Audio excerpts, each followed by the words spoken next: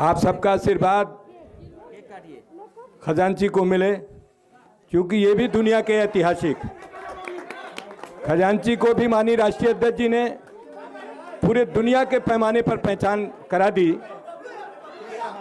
ये बहुत बड़ी बात है कि एक भारत का भविष्य खजांची, एक गरीब आदमी का बच्चा, एक गरीब माँ का बेटा।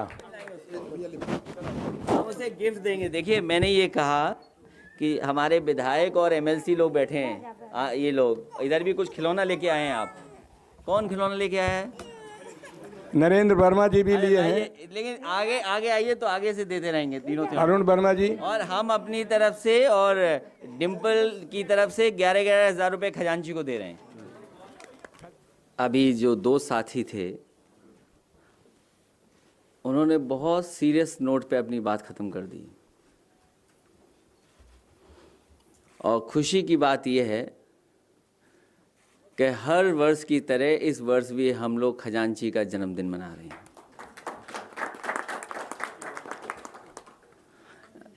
आंकड़े अब सबके पास हैं, जो नोटबंदी के आंकड़े हैं उसकी जानकारी सबके पास है, और सबसे बड़ी तकलीफ उन लोगों की हुई, सबसे ज़्यादा तकलीफ में वो लोग आए जिन्होंने कभी काला धन बनाया ही नहीं। जिन्होंने कभी काला धन बनाया नहीं वो सबसे ज़्यादा तकलीफ में, और जिन्होंने काला धन बनाया वो भारत छोड़कर ही चले गए।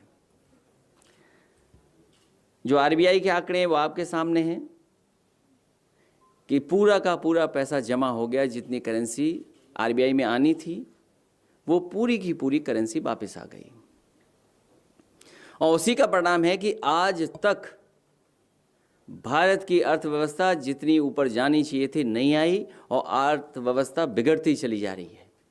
मुझे खुशी है कि जहां हम आज खजांची को याद कर रहे हैं, खजांची का जन्मदिन मनाएंगे, वहीं साथ ही साथ समाजवादी पार्टी में बहुत बड़ी संख्या में लगातार नेता शामिल हो रहे हैं। मेरे साथ मंच पर बैठे आदरणीय कैलाशनाथ सिंह यादव जी का मैं बहुत बहुत स्वागत करता हूं, बधाई देता हूं कि आज समाजवादी पार्टी में वो शामिल हो रहे हैं। इसी तरह बाल कुमार पटेल जी जो समाजवादी पार्टी में रहे, उनके बेटे राम सिंह जो खुद विधायक रहे, इनके साथ बड़ी संख्या में जो साथी आए हैं, मैं उनका भी बहुत बहुत स्वागत करता हूं। साथ ही सीतापुर के बहुत ही महत्वपूर्ण और सीतापुर में लगातार जनता के बीच में रहने वाले, और जिस समय मैं गया था उनके काम को मैंने देखा है। ऐसा दरवाज़ा बहुत कम शहरों में बना होगा जो इन्होंने अपने टाउन एरिया के इलाके में बनाया है। ऐसे दोनों लोग, श्रीमती केसर जहां, उनका मैं स्वागत करता हूं। साथ ही साथ जस्मीन अंसारी जी का भी बहुत बहुत स्वागत करता हूं, आज समाजवादी पार्टी में शामिल हो रहे हैं। साथ ही सुनील सिंह यादव जी, रमेश राही जी, बड़ी संख्या में और साथी जो जुड़ रहे हैं, इनके साथ हैं, उनका भी स्वागत करता हूं। हाल ही में जेडीयू के बहुत पुराने और मजबूत कार्यकर्ता नेता जो लगातार काम कर रहे थे, वो आज पार्टी में शामिल हैं, मैं उनका भी बहुत बहुत स्वागत करता हूं, बधाई देता हूं। अरविंद पटेल जी का, इनके साथ बहुत सारे साथी जो यहाँ भी हैं, हमारे दूसरे हॉल में भी हैं, उनका भी मैं स्वागत करता हूं। जहाँ तक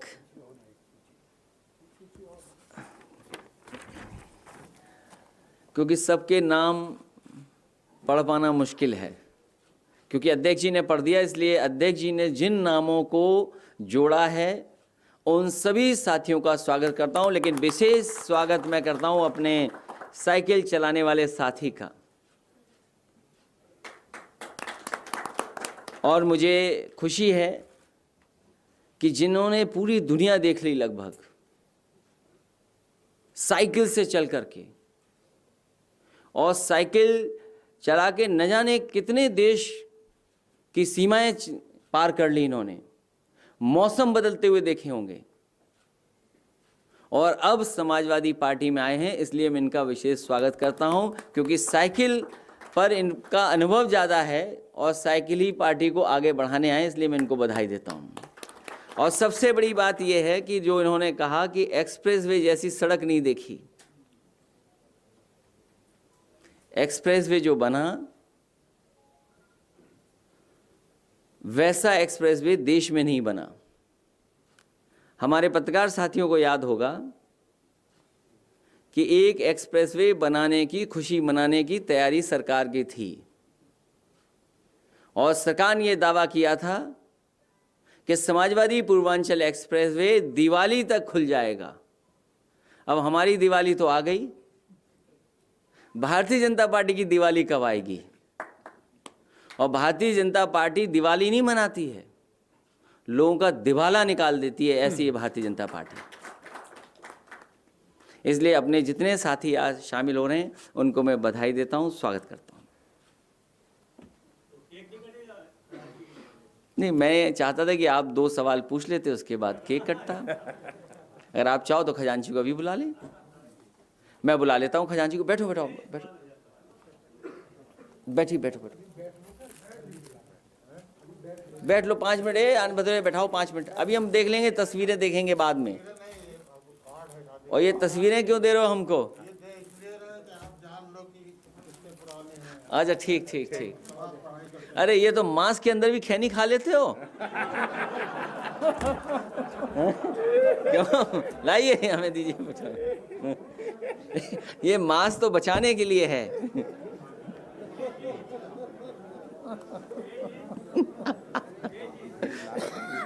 अच्छा अभी उनसे अनाउंस करवा दो आप। अध्यक्ष जी अनाउंस कर दे, वो घड़ी का गिफ्ट अभी देंगे बाद में, घड़ी और मेट्रो। जी ये देखिए, जो जानकारी हमारे दोनों साथियों ने दी हैं वो महत्वपूर्ण जानकारियां हैं। ये दोनों साथियों ने जो जानकारी दी हैं बहुत महत्वपूर्ण जानकारी हैं। आज जो अर्थव्यवस्था की हालत है उसका कोई जिम्मेदार है तो भारतीय जनता पार्टी जिम्मेदार है। भारत के लोगों को कुछ मिला नहीं, गरीब को मिला नहीं, किसान को कुछ मिला नहीं, नौजवान को कुछ मिला नहीं, व्यापार हमारा खत्म हो गया। और केवल बड़े व्यापारी नहीं खत्म हुए, छोटे दुकानदार, छोटे व्यापारी, उनका सबका अगर किसी ने नुकसान किया है तो भारतीय जनता पार्टी ने किया है। भारतीय जनता पार्टी को केवल नोटबंदी से यह फायदा मिला कि उत्तर प्रदेश उन्होंने जीत लिया। और कई बार बहुत सारे भारतीय जनता पार्टी के नेता और कई जगह से ये बात आती थी कि ये जो नोटबंदी हुई है, ये नोटबंदी इसलिए हुई है कि उत्तर प्रदेश में कैसे भी भारतीय जनता पार्टी जीत जाए। नोटबंदी ही नहीं बल्कि बड़े बड़े फैसले जो सरकार ने लिए हैं उससे जनता को निराश किया है। भारतीय जनता पार्टी ने पूरे देश की जनता का भरोसा तोड़ा है।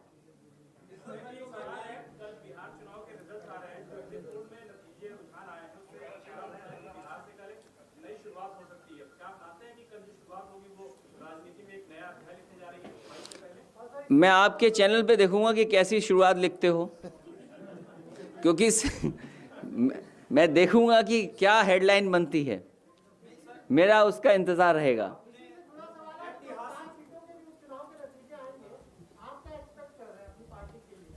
भाई हमारे पास कोई एग्जिट पोल की मशीनरी नहीं है कि हम कैसे बता दें, लेकिन मैं ये बता दूं कि भारतीय जनता पार्टी धांधली, धोखा, प्रशासन के माध्यम से जो कुछ कर सकती थी वो किया है। तमाम लोगों के लिए जो व्यवस्था करनी चाहिए सरकार को नहीं की, व्यवस्था ये की कि ये वोट निकल के ना आ जाए बाहर। कुछ जगह पर तो सूचनाएं ऐसी हैं, क्योंकि अभी हम बात उसको बढ़ाना नहीं चाहते हैं। 10 तारीख का जब रिजल्ट आ जाएगा, जब कभी दोबारा हम और आप बैठेंगे दिवाली से पहले, आप बूथ वाइज पूछ लेना, हम बता देंगे कि प्रशासन क्या कर रहा था। कुछ बूथों की हमें वीडियो है हमारे पास, जब हम और आप बैठेंगे तो वीडियो में दिखा दूंगा कि किस तरीके से पुलिस ने क्या काम किया है। अध्यक्ष जी, एक सबसे बड़ा सवाल है, कानून व्यवस्था की तमाम घटनाएं सामने आई हैं। ऐसे में घटना आई है, भदोही के भाजपा सांसद को रंगदारी के लिए फोन किया है लोगों ने, तो ऐसे में आम आदमी के लिए कानून व्यवस्था को आप किस रूप में देखते हैं? ये सरकार हटे, कानून व्यवस्था ठीक होगी। 090 आपने उत्तर प्रदेश में दी थी और आप ही के द्वारा देखा गया फेसबुक पे आपने भारतीय जनता पार्टी की जिस तरीके से गाड़ी धक्का लगाते हुए सिपाही ले जाना। अब जनता धक्का लगाएगी तो जान लो कौन से हटेंगे। बिहार चुनाव में नीतीश कुमार बहुत अलोकप्रिय हो गए थे, क्या लगता है कि यूपी में भी ये फैक्टर काम करेगा? अभी उत्तर प्रदेश में चुनाव होना बाकी है। सर, आपने तेजस्वी यादव को जन्मदिन विश किया है जिसमें लिखा है ऐतिहासिक जन्मदिन आपका, तो क्या आपको लग रहा है कि बिहार में जो है जो सत्ता पक्ष है वो साथ में? मैं तो जो चैनल देख रहा हूँ वो 180 बता रहा है तो उसमें मैंने क्या खराब बात लिखी है? मैं तो आप ही की बात को यकीन कर रहा हूँ, इसीलिए मैंने ऐतिहासिक लिखा है। और हमें भरोसा है कि जो एग्जिट पोल दिखाए गए हैं उसी तरह का 100% परिणाम आएगा।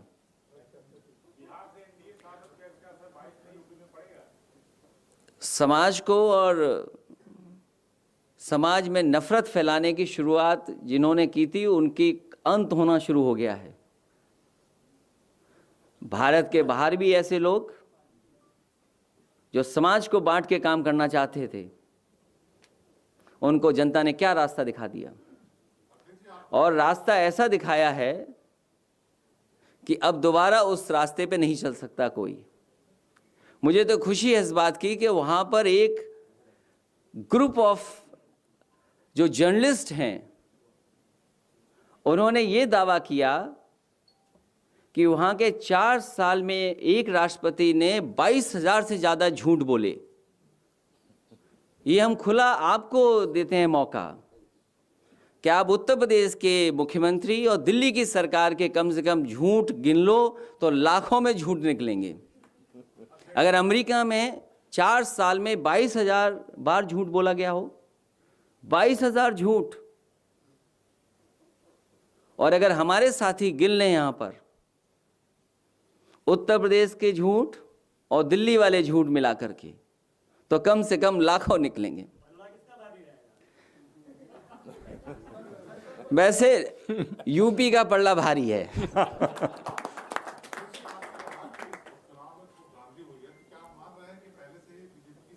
देखिए, बीजेपी की स्ट्रेटजी बहुत अच्छी है, हमारे ठाटा बाबा की स्ट्रेटजी बहुत अच्छी है। इस्लामिक सेंटर ऑफ इंडिया ने एक लेटर लिखा है भारत सरकार को कि हज यात्रियों को रियायत दी जाए इनकम टैक्स से, जीएसटी से फ्री किया जाए हज को, आप क्या कहेंगे? हम तो कहेंगे कि बहुत सी चीजें फ्री होनी चाहिए। एक्सप्रेस वे फ्री होना चाहिए। एक्सप्रेस वे फ्री क्यों नहीं है? इलाज फ्री क्यों नहीं है? आपका बिजली इतना महंगा है, ये फ्री क्यों नहीं है बिजली? आपको बिजली फ्री मांगना चाहिए। आप लगता है बिजली का बिल नहीं देते हो, या आपको मीटर की जानकारी नहीं होगी बिजली मीटर की, या जीएसटी की जानकारी नहीं होगी कि किसान को जीएसटी कितना देना पड़ रहा है। और अगर फ्री ही करना है तो हमारे किसान जिसका धान की आप एमएसपी नहीं दे पाए हो, उसको कुछ डीजल में रियायत दे दो, उसको कुछ खाद में रियायत दे दो, और कम से कम ये तो बता दो, आप सदस्यता के लिए तो मिस्ड कॉल है आपके पास। भारतीय जनता पार्टी का सदस्य बनना है तो इस मिस्ड कॉल नंबर पे मिस्ड कॉल दीजिए।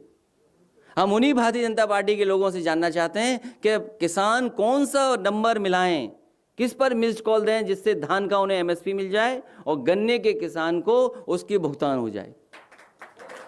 बताइए हमें, कहाँ है भारतीय जनता पार्टी का मिस्ड कॉल नंबर? आप ही इंपॉर्टेंट हो हमारे लिए। ग्राउंड रिपोर्टिंग कर रहे थे और बिहार में रैली चल रही थी, वर्चुअल रैली। मैं बच्चों से पूछा कि आखिर आप कैसे पढ़ाई कर रहे हो, आपके पास डाटा पैक है कि नहीं है, मोबाइल है कि नहीं है। बच्चों के पास, जो प्राइमरी स्कूल के बच्चों के पास ना डाटा पैक है, ना प्राइमरी स्कूल के टीचरों के पास डाटा पैक है। सरकार ने कहा था कि 1 GB डाटा देंगे बच्चों को 2017 में, भाजपा की सरकार ने। ना डाटा मिला, ना मोबाइल मिला, और बच्चों की शिक्षा पूरी तरीके से खराब हो रही है। प्राइमरी स्कूल में कोई भी व्यवस्था नहीं है, जो ग्राउंड रिपोर्ट नहीं है। मुझे खुशी है इस बात की, इस पत्रकार साथी ने कम से कम एक ही सवाल में भारतीय जनता पार्टी के कई झूठों का उजागर कर दिया है। 3 किए हैं तो इनकी गिनती मैंने कर ली कि 3 झूठ। आपने अभी कहा कि बिजली को लेके, मीटर को लेके, फिर भी आपने किया था और आपके 22 पे 22 थे, तो बिजली वाले तो आपके 22 पे चल रहे हैं। अभी तक भारतीय जनता पार्टी ने ये नहीं बताया कि बिजली कहाँ बनाई है। भारतीय जनता पार्टी ने, उनकी सरकार 4 साल हो गए हैं, कम से कम कोई बिजली का कारखाना नया लगाया हो तो बता दो। केवल मीटर गड़बड़ किए और लोगों से बिल वसूल लिया, एक भी फीडर अलग नहीं कर पाए।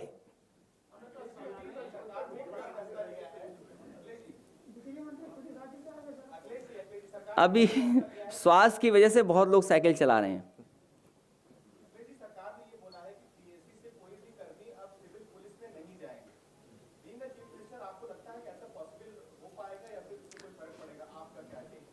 हम ये चाहते हैं कि मुख्यमंत्री जी को आप याद दिलाइए, जिन्होंने ये कहा था, सरकार बनते ही कहा था कि लाखों नौजवानों को हम नौकरी दे सकते हैं, और केवल पुलिस विभाग में।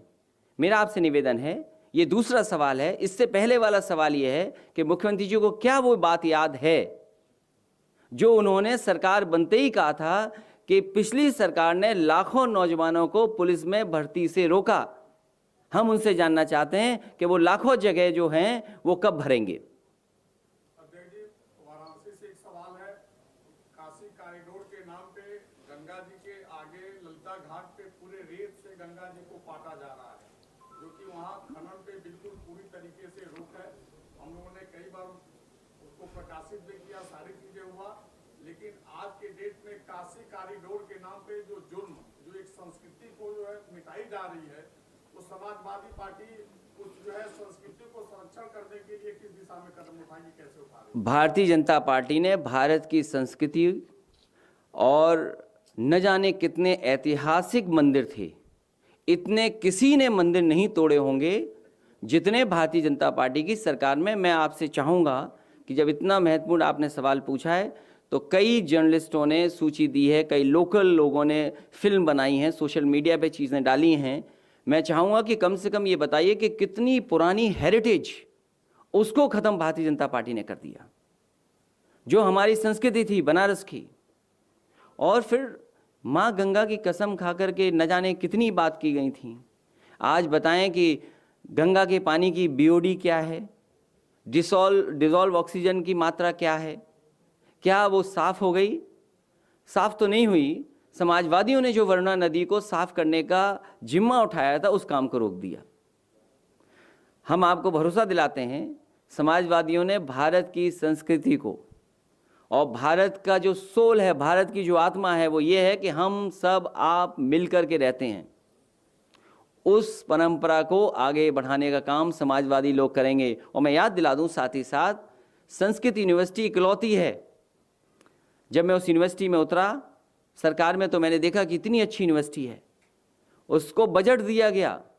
पता नहीं बजट का क्या हुआ संस्कृत यूनिवर्सिटी का, जो बजट दिया गया था। और अब तो सुनने में ये भी आया है कि हमारे संस्कृत बोलने वाले गुरुओं पर भी कुछ नोटबंदी जैसा फैसला हो गया है। अब खजांची बुला लूं? हाँ, पूछ लीजिए 2022। मैंने ये कहा था कि 2 सवाल वादी खजांची को बुला लेना, शायद उसके बहाने बच जाता मैं आपसे। जी, समाजवादी सरकार बनेगी, मंडियां चालू होंगी और तमाम फल सब्जी अनाज आपको सस्ता मिलेगा। लोहिया जी की दाम बांधो नीति लागू होगी।